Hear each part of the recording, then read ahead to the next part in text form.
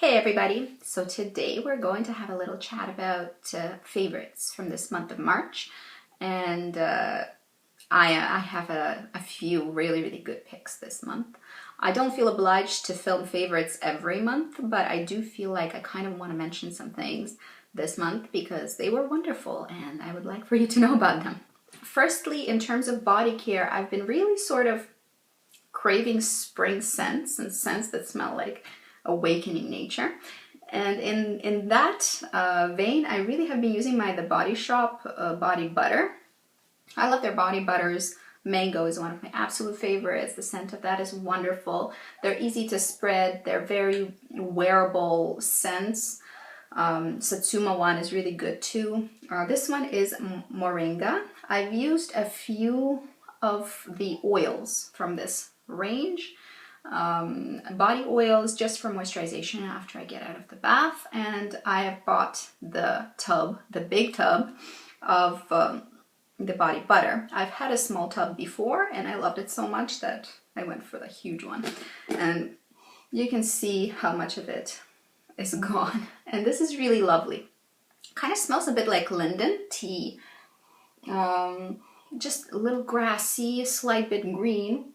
This would make a really nice fragrance. It's a little simplistic for a fragrance, but it's definitely a very pleasant body care scent. It smells quite natural. There's very gentle flower action going on here. So I would recommend you check it out. It's a wonderful spring scent if you're into scents. This is a really good one, and the formula of their body butters is spot on. It's very moisturizing, gets absorbed very nicely. I use it a lot on my legs, on my feet, and oftentimes on my body, but I do prefer after the shower to use oils instead of body butters. Body butters is like before bed kind of thing for me, and also when I do my pedicures, this is the one I always reach for. It's just so damn pleasant. A budget buy that I wanted to mention this month is not because it's my absolute favorite, but rather because it's just such a good buy for the money. It's full of silicones. If you're not into silicones, this is not going to be for you, but this is the Aussie 3-Minute Miracle Moist 3 times the moisture deep conditioning treatment. Basically, it's a hair conditioner.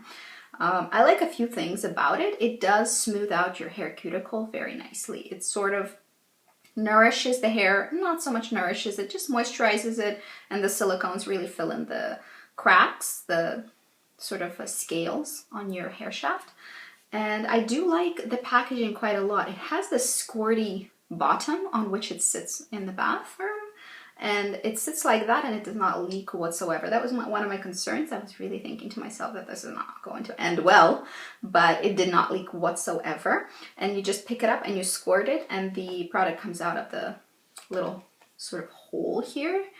But you have to squeeze a bit hard, but not too hard. It's just basically a very clever packaging. I really enjoy it, and it made no mess whatsoever. It was so easy to use. It's not quite a mask. It's rather sort of a heavier moisturizer, or heavier conditioner, I should say. So I did like it. It was very cheap. It was like a few dollars, maybe under $5, I believe.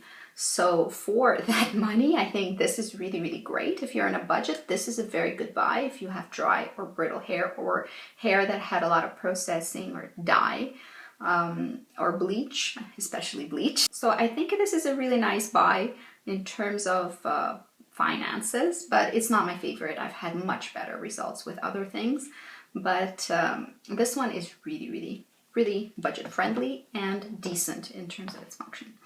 Next, we have another hair product, and this is Nexus Salon Hair Care blah blah blah Hydrolite Weightless Moisture Root Lift Mist. I am in no way an expert when it comes to root lift mists. In fact, I would like for you to leave recommendations of what root lift mists or sprays you enjoy, or creams, whatever. I need some volume basically at my root, and I've tried this one.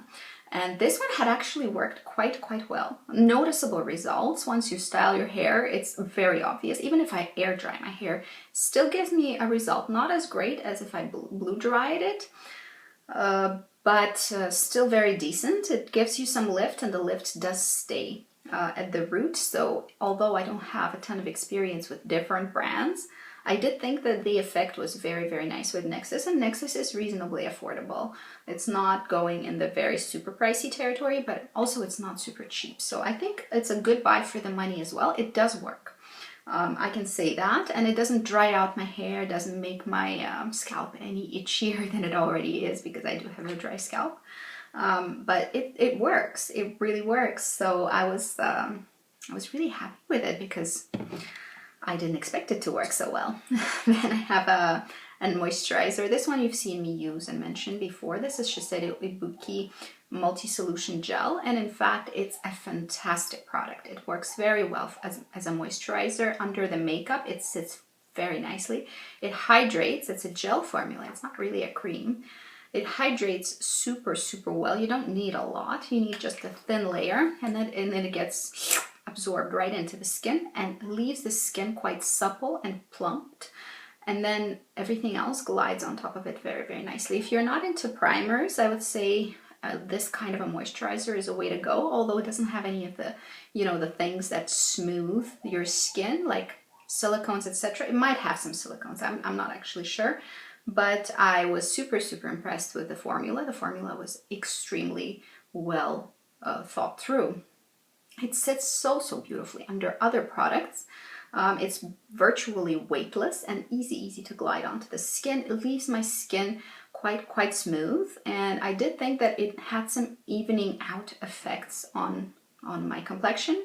So I think if you have some problems with pigmentation, something like that could be really nice for you. And they do mention that this does fight aging and pigmentation issues, etc., etc. Next, we're transferring ourselves to makeup finally. I have this Top Secrets YSL skincare and sort of primer fusion product. This one is hard to find. You can find it online. It's worth looking for. It is not magic. I don't know about the skincare benefits. I hadn't noticed any drastic difference, but it feels great going on skin. It glides very nicely on.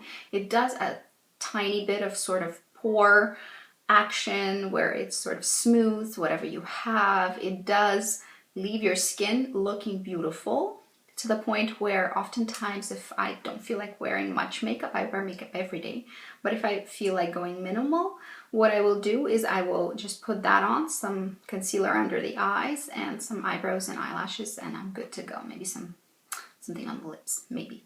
So this one, it would be fantastic for somebody who doesn't have a lot of skin issues and feels like they want to go all natural, but still have this layer of moisturization and sort of slight mattification as well. It will not mattify or act as a mattifying primer. This is not the purpose of this product. The purpose of this product is this fusion of skincare and a very nice priming action, sort of blurring, line smoothing, things like that. And it works well for that. I can attest to that. I did like it. What I don't like about this product is the stupid brush. I don't understand why it needs to be in this format whatsoever. I never use the brush. I put it on my fingertips and massages into the skin. This is non-sanitary. I don't get the brush products. I don't understand them. But, maybe somebody would enjoy this. I would prefer if it was just in a squeezy tube, to be honest, and I could control the application a lot easier, because sometimes if I squeeze and there's some dried product in the brush, and then I squeeze it dislodges, and then there's a bit of a squirt and there's too much product that comes out. So packaging, I think, is a bit of a fail for me. I would really urge them to reformulate it, or not reformulate, leave the formula alone, but put it in a better packaging, for God's sake. There are pumps out there and there are squeezy tubes out there, and that's enough. Why do we need to get all fancy with the silly brushes? This is ridiculous to me. Then we have a brush. This one I've showed you before, I believe, and this is my Becca. This is in the limited edition rose gold color, but they are sold in regular gold color still. Wonderful quality brush. I was very impressed, and this is my fast brush. So if I need a fast makeup application with dry products, this is the guy I go for. It's so ergonomically easy to use, and it's so wide that it covers your entire face in seconds with powder products. And what I wanted to talk about in terms of quality, I don't think I've used it enough yet. I need months of use to really tell that it's not disintegrating easily. So far, I haven't lost a single hair from it. And what I wanted to mention is the fact that this is not a cut brush. So there are a few ways that people make brushes from natural fibers. This is a natural fiber. It's not synthetic. I think it's goat's hair. So the two ways the brushes are made, the ones from natural fibers, is either they're gathered, which means that the lengths of each hair are matched, and you know how a hair tapers to a point at the end of it, which gives it more give, it's much softer, and the application is much more airbrushed and flawless in that way. Those are the more expensive, nicer brushes usually, and then the rest of them will have a cut hair shafts, which means that they gather whatever hair was left over, the worst quality hair usually, they put it together in a ferrule, and then they cut it to shape. Generally, that is a less desirable way to make brushes. It's much cheaper, of course, much less labor intensive, and it is not as nice, obviously. It doesn't blend as well, the hairs are worse quality, and also they're not as soft. So coming back to the Becca brush, this is a gathered brush. I mean, I'm sure there is a bit of trimming, but because the shape is just so particular, but I have to say that I can see the hair shafts really coming to a point, which means this had not been cut blunt at the thicker part of the bristle, but rather it's been gathered. Meanwhile, I have to say, once I first pulled it out of the packaging, I thought that it was cheaply made because it's quite light, very light in fact. All of the weight is really here.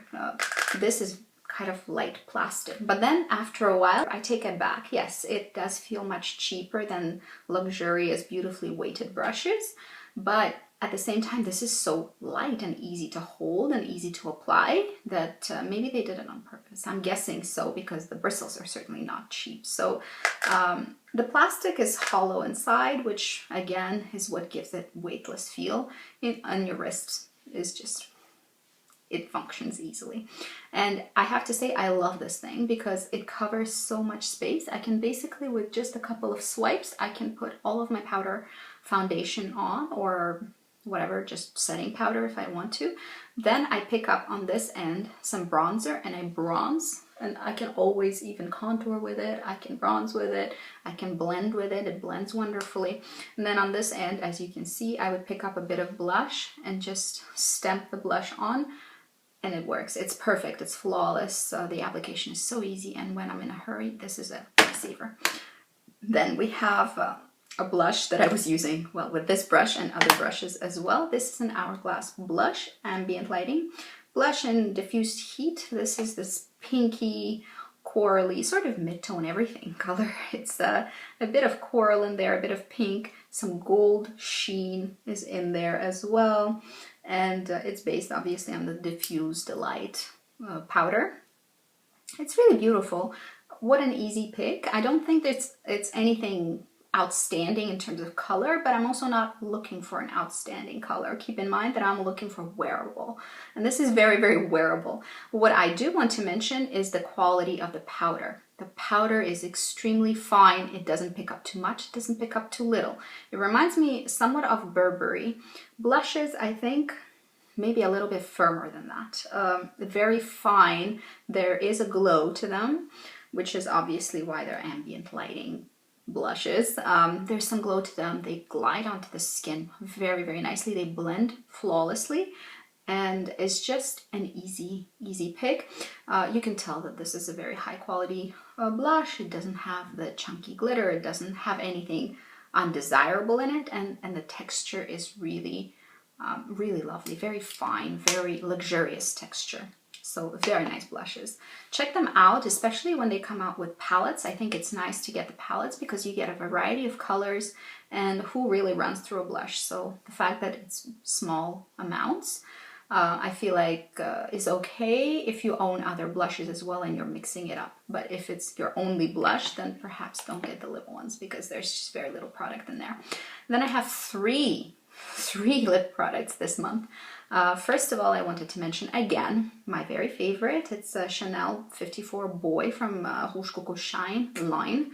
The most neutral, most wearable, most sort of shade ever. You would probably walk by it, but it's gorgeous. It's super wearable, kind of sheer. If you're into punches of color, this is not it. But then again, I am not into punches of color, so on my channel you will probably not see a lot of praise in terms of lip products with a ton of pigment.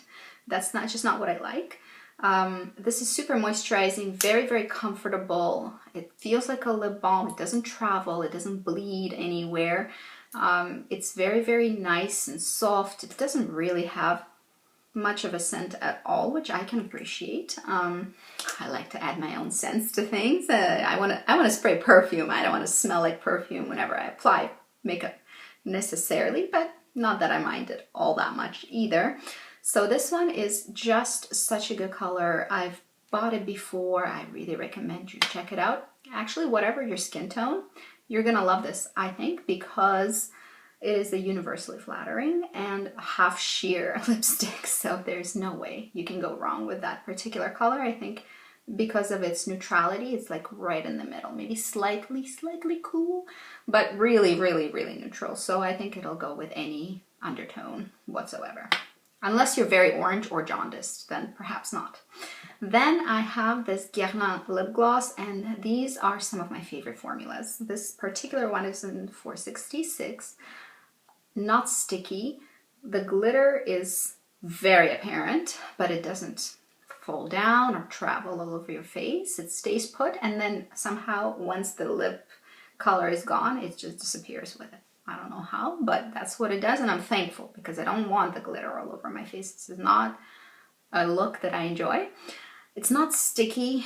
It stays put though. Not too long wearing it. Maybe you can get 2 hours, 3 hours out of it and then you reapply. But for me, that's okay because I much rather prefer that than the stickiness. I hate the stickiness. I won't wear the sticky glosses. I gave away all of the sticky glosses that I had to a friend who didn't mind and wanted some high-end glosses, which I just couldn't.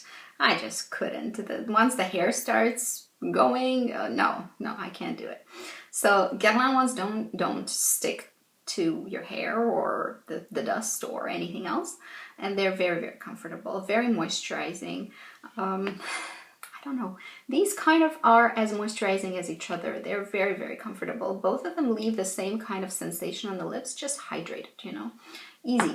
Easy peasy. That's what I like in my lip products. The next one is a little bit of a splurge. This is a Tom Ford lipstick from the Boys and Lips or Lips and Boys range in the color 18 Addison. Love that color. I was debating between that and the Spanish pink color, which also is so, so lovely. And they're so similar. I couldn't really tell them apart on my lips.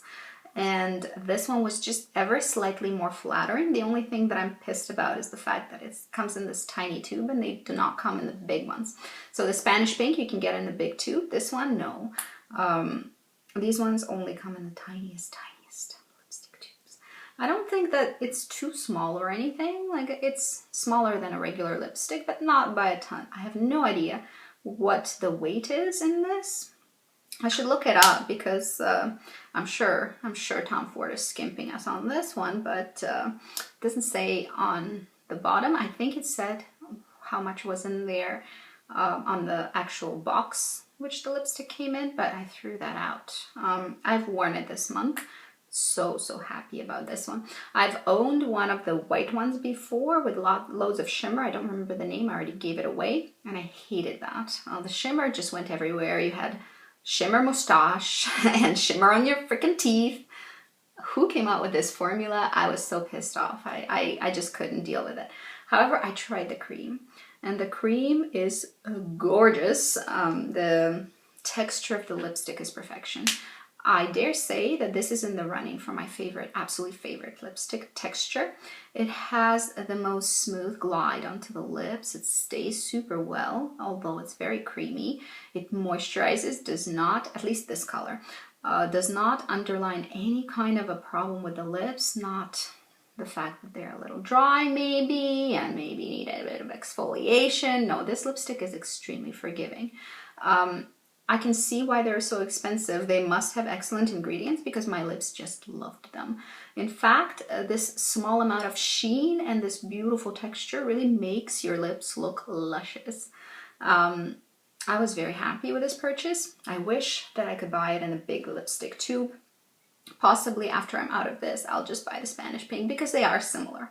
They're not identical. This one is a little bit more flattering on me, but I just want the big freaking tube. I don't want this kitty tears here, you know, it's very, very small.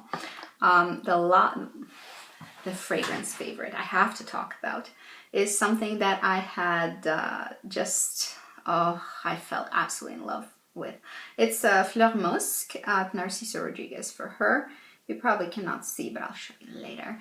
I went through a few trial size little tubes of that. I've saved one to show you as proof. I loved this scent. It's so soft and dreamy, feminine and rosy. It's like a distant cousin of the Stella, the Eau de Toilette. It has the same sort of musky rose, slightly powdered, slightly bookish, just so deliciously elegant and at the same time very, very romantic. Spring scent for sure. I fell in love. I had to have it. I had to. And now I do. I went perfume shopping and this is it. Wonderful scent. It's so just softness personified. If you're a lover of rose, this is a must smell for me. I think I would recommend you for sure go and smell this. And secondly, I mean, it's pink. It's pink, people. I could not walk away without it. Not because of the packaging. I could care less about the packaging. I think it's a nice bonus that it's beautiful and that it fits perfectly in my huge lineup of Narciso Rodriguez scents, but it's a gorgeous scent. It's a true Narciso Rodriguez. The musk is the same, just the same musk as is in all of his wonderful fragrances. Narciso Rodriguez really knows how to do musk. He makes the best musk, in my opinion, in perfumery right now. There are beautiful musks out there, but in my opinion, nothing surpasses Narciso Rodriguez musk, at least at this point of fragrance making. Oh, just gorgeous. And this rose is like death of me. It's so beautiful. So I was super happy to find that one. And for sure, it's going to be in my rotation this month. There's no doubt about that. Let me know, was there anything that screams favorite to you this month? And if so, what was it? Let me know, because I would like to know what it is that you think is worthy of amazing favorite of the month sort of label. Especially if it's fragrance. Especially if it's fragrance. That's it for today, guys. See you later. Bye-bye.